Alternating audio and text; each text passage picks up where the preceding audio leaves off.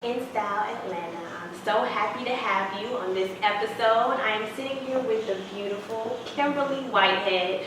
She's an attorney, author, entrepreneur. I don't think it's anything that she does not do. And we're really just going to dive in and discuss this book that was just given to me, Give Me The Fairytale, written by Kimberly Whitehead. But welcome. Thank you for joining us today. Thank you for having me. I'm really excited. As you know, this mission is just so near and dear to my heart. So let's just start from the beginning. What was childhood like for you? Childhood went by very fast. Really? So I started everything early. I mean, from reading to, I went away at boarding school, high school at 12, Wow. then college at 16. So it was literally just every sport, every academic, everything possible. Classical, piano. I was a mezzo-soprano, singing opera in high school. It's like everything that I wanted to do, I did, right? And you're just a kid, so I didn't know, you know. But you were very looking at ambitious back then, it appears. Yeah. Was it family pushing you, or was it just something that was inside? That's a great question. My family hails from the West Indies, so they're from St. Vincent and the Grenadines. And my mom's side is huge. It's like 12 of them. Wow. So most of them are educators, though.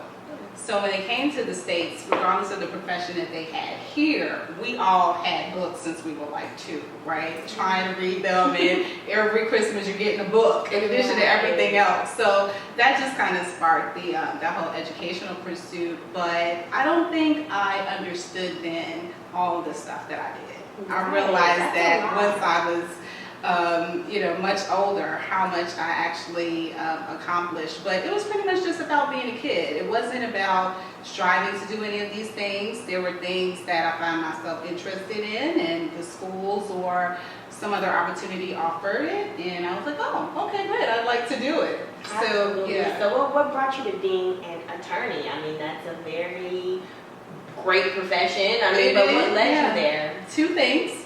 My mom is a legal secretary. Well, she's retired now, but she was a legal secretary for about 35 years. And so I used to go to the law firm with her, and it was at 120 Broadway in New York, and they used to film Law and Order there. Wow. So I would go there as a little kid and, just observing everything. And then the second thing is pretty cliche, but it's true. Claire Huxtable. I'm not even going to lie. Claire Huxtable. I was 6, and I said I wanted to say for the record. What is it? Let the record show, whatever she says. So those 2 things, I was just like, I think I can do this. It's funny because when I got into college, people were like, yeah, you're already a lawyer. Like, that's just how you think. That's just how you think. So it was a natural progression for me. I'm definitely curious. I like to be well researched into anything that I do, even if it's vacation. I'm probably looking at 5 months in advance, like all of the flights and all that kind of stuff. Right. So just being prepared and then remembering, like, it's everything.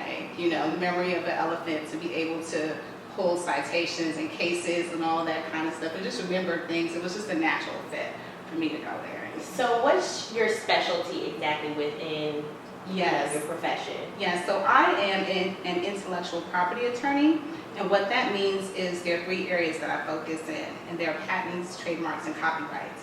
And really, that is for any individual entrepreneur who's trying to protect, their dream, and they really want to be able to put some protection around that before they put that into the world, whether that's a trademark for their brand or they've invented something and now want to be able to get a patent from the Patent and Trademark Office so that they can either license it or just really sell that invention. That's what I do. And then I help mega companies.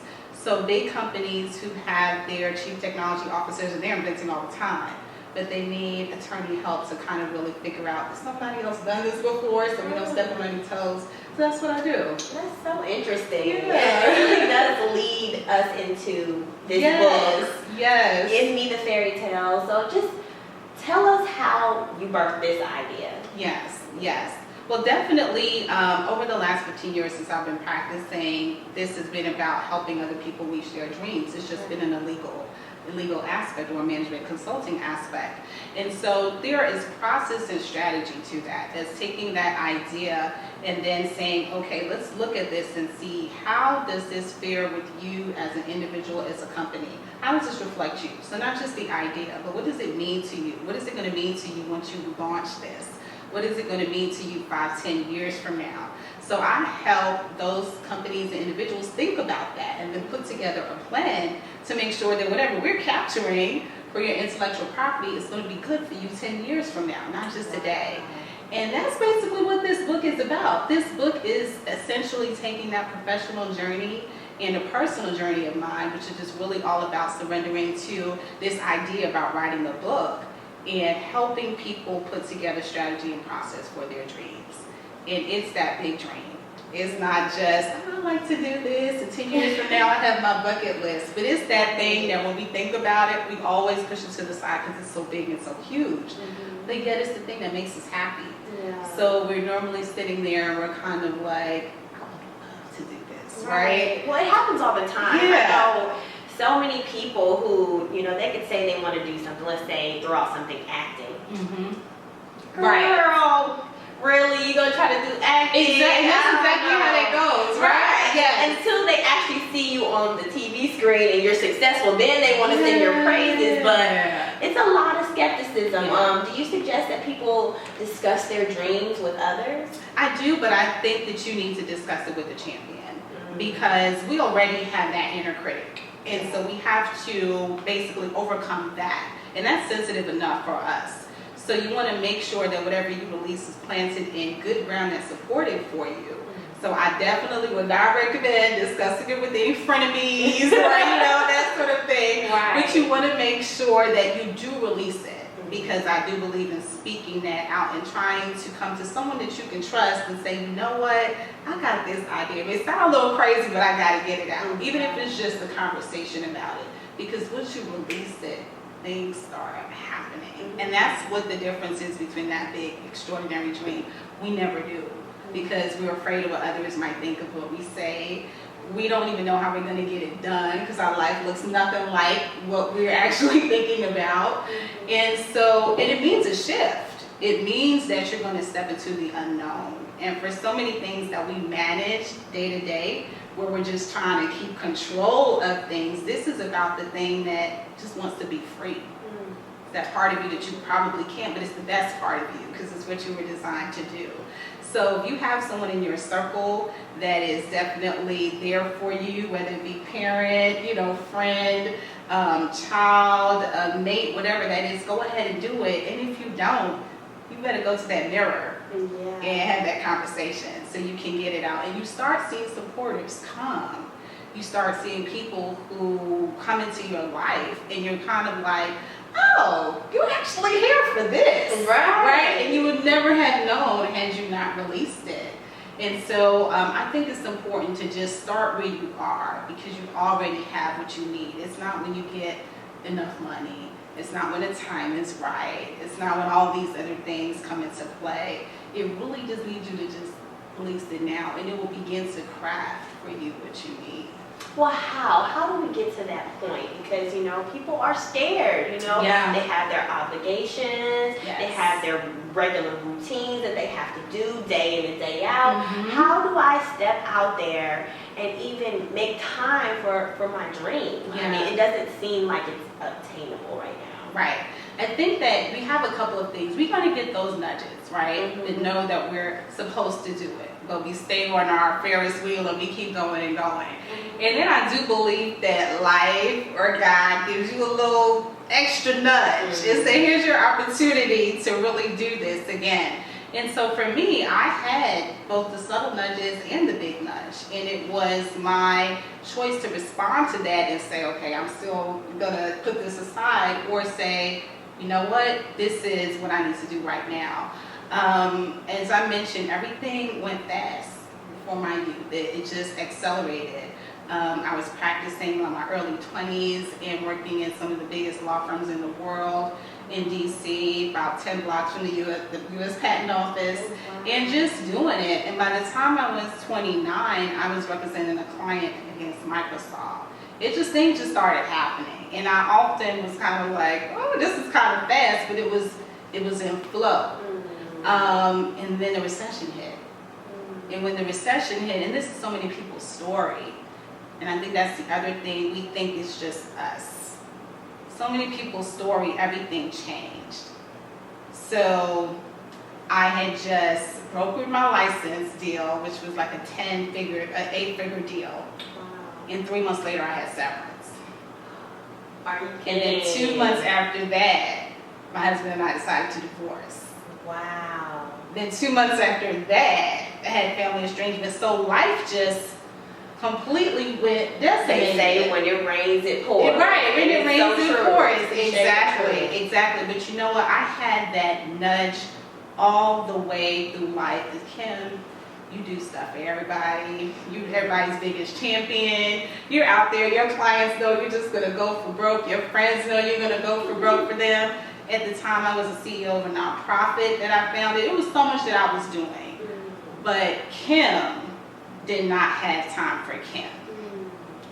And I kept hearing those nudges, like, you got to release you. Because when you get you, all this other stuff is still going to be there. I'm like, no, but the clients are calling and this and that is happening. And so when this blank slate came, I had an opportunity to say, I could look at this as everything falls apart, as I could look at this as a blank slate and say, I now have, mindset. I now have this opportunity to go, sky's the limit. And that's exactly what happened. The next 5 years, I went further than I did my entire career. Wow. And you are giving credit to some of your adversities. Yes. Because they show you who you are. Yeah. They do. You know, when you think that there is not another day that you can make it, what happened to all of your plans and all of your sacrifices? But there's something that through your entire journey has given you the fortitude to push forward. It's prepared you more than you thought you were. We often underestimate ourselves. You know, we look at others and we're like, they got it together, or this, that, and the third. And I think some of our life experiences change our mindset over time. We start to doubt ourselves over time. We go through this, we go through that. Exactly. It's true. But when you often hear, you get used to your story because it's your story.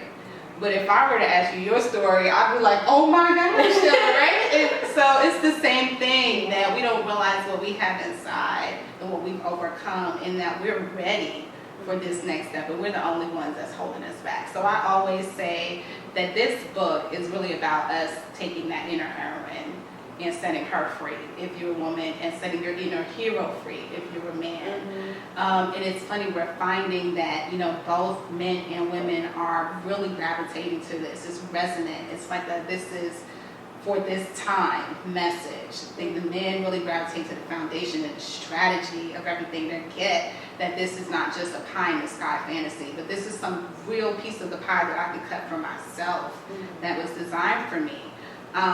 I like to say that we generally have space, and it's up to us to step into it. But what I have noticed really 2016 is we're losing a lot of greats. Like, you know, we lose people every year, but there's just some greats that have just passed away through these first 3 months. And it's almost like the universe is like, all right, it's time for you. It's time for you to step one up. And so I think that that's why these conversations are flowing so well and so easily with people, because there is that push, like there is something that's calling me to do it, and this book is about that. So speaking of that, there's a lot of books that, you know, are about your dreams, are about your path, it's about how to, you know, find yourself. But what makes your book different? What differentiates it from all those other books? Absolutely. I think the one thing that differentiates this is that it's all in one. When we talk about our time, we often don't have time to pour into ourselves because we're doing this, that, and the third, right? We're running behind our kids, we're dealing with work, we're trying to take care of this, we're doing that. And so we often find that our inspiration happens like that too. You know, we're watching, you know, Soul Sunday over here, we're in our Bible over here, we're trying to get a business book over here, but this brings it all together. So you're going to get inspired, you're going to hear about my journey, you're going to get practical steps in order to really start from today and build strategy in order to make your dreams manifest. Absolutely. Well, I am ecstatic to read it myself. But there's a couple more questions that I have before we close out. Yes. So, Core Genius. Tell us a little bit about that. I definitely want to tap a little bit into that. Absolutely. So I introduced the concept of core genius at the very beginning because I take the first section of the book and really deal with thought transformation. Because if you have that, then you can tackle everything right if your mindset is right. And so I look at that as there are 5 things: your identity, your purpose, your mission, your talents, and your core genius. And all of those four things are part of core genius. When you understand who you are, you understand what your purpose in life is based on who you actually are. And then you'll be able to walk that out in your missions, your various roles in life.